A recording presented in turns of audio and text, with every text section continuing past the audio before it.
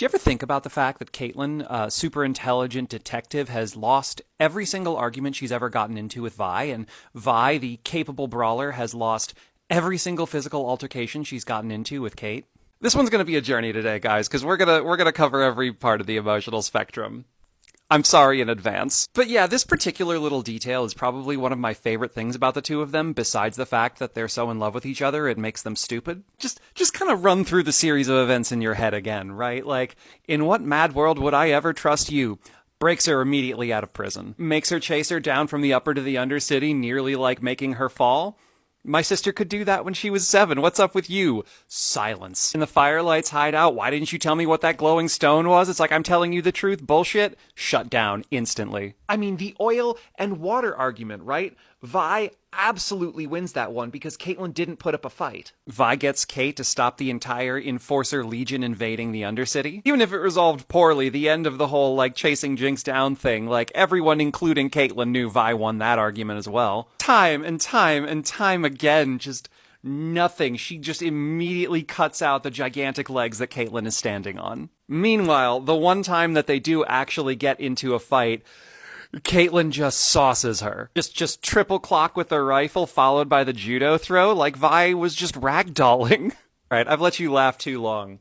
Let's get into some more emotional stuff with this. Let's talk about another argument that Caitlin loses, the argument in the library in the Kiraman Manor in Arc 3, which is also one of the rare instances where Cait actually has a bit of a leg to stand on, and she does try to utilize it, right? It's like, were you going to let me in on that plan at all? That would have been nice to know. But because of the events, the conversation continues, right? Vi says, she's changed, she's different now, to which Cait replies, we can't erase our mistakes. None of us. Now, sharp viewers are probably already aware that it's very obvious she's not just talking about Jinx in this moment, right? She's also talking about herself. To be very clear, she's not doing it in a self-pitying way, right? She's acknowledging that she made a mistake and also acknowledging that there's nothing she can do to take it back. But if you've noticed, she's also not looking at Vi as she says this, and that's because there's another undercurrent to this moment, which is in acknowledging that she knows the mistake she made, she is also admitting that she doesn't think there's any way that Vi will ever take her back. What happens next is almost a really profound tragedy of the series.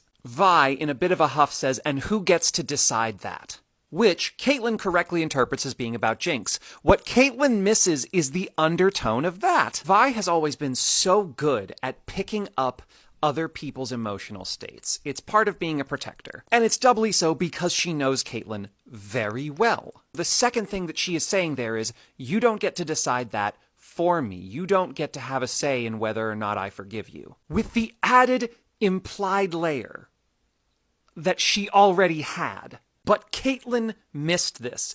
Caitlin got caught up in the moment and didn't pick up on that. Caitlin missed that second meaning. Caitlin was caught up on the fact that she lost the argument because she accepted Vi might be correct about Jinx. It's why she does that thing where she chews her lip the same way she does when she's like thinking about the oil and water moment when she's in the shower. It's this like thought process for her where she's like, I'm wrong. I was wrong. I didn't do the right thing. So what does she do? She confronts Jinx. She's able to come to the conclusion that she shouldn't hold on to this need for hatred and revenge anymore. And so what does she do? She clears away the guard, sends him to the Hex Gate so that the person whose judgment she trusts more than anyone else will be the person who decides what happens to Jinx. And when she goes down to the cell, she still doesn't realize that Vi has basically forgiven her. Vi, of course, is thinking that now because she's done this, right, that she no longer has this imbalance of power between her and Caitlin, right, where she's the one who gave forgiveness and needs Cait to come to her, right? Because she was ready to have that conversation, but now she's not in that position anymore. Now she's very afraid that she has been the one to screw it up. And then in a series of hilariously cascading dominoes, the two of them start realizing one after the other that maybe they had already worked through what they were holding against the other. Obviously, Vi realizes it first. She's the one that goes in for the kiss. Cait has shown her beyond any reasonable doubt that she's there with her 100% of the way. Vi did exactly what she wanted to in that moment for the first time in her life. Caitlyn, though, as you saw, didn't expect it, and not just in that initial moment. There's something else there. I have spent a lot of time talking about how between the two of them, something that started with Vi and something that Cait mirrors, right? Their general show of affection to each other is hands against the cheeks to the face, which is instantly, immediately how Vi touches Caitlyn, but not in reverse. Caitlyn still believes, even at that moment when Vi is kissing her, that she doesn't have the right, that Caitlyn doesn't have the right? She's touching Vi's back, but doesn't bring her hands up to her face. And before she gets lost in the moment, she has to stop it and be like, listen, I was seeing someone else, like, you have to, like, know everything that I have done wrong, because Caitlyn is guileless, just so fucking guileless. It is Vi's full-throated, I don't fucking care, which is when Caitlyn finally is able to let the rest of that go. Where do her hands go next? Directly to Vi's face. Call that the one time that they both win in an argument and a physical altercation, I guess.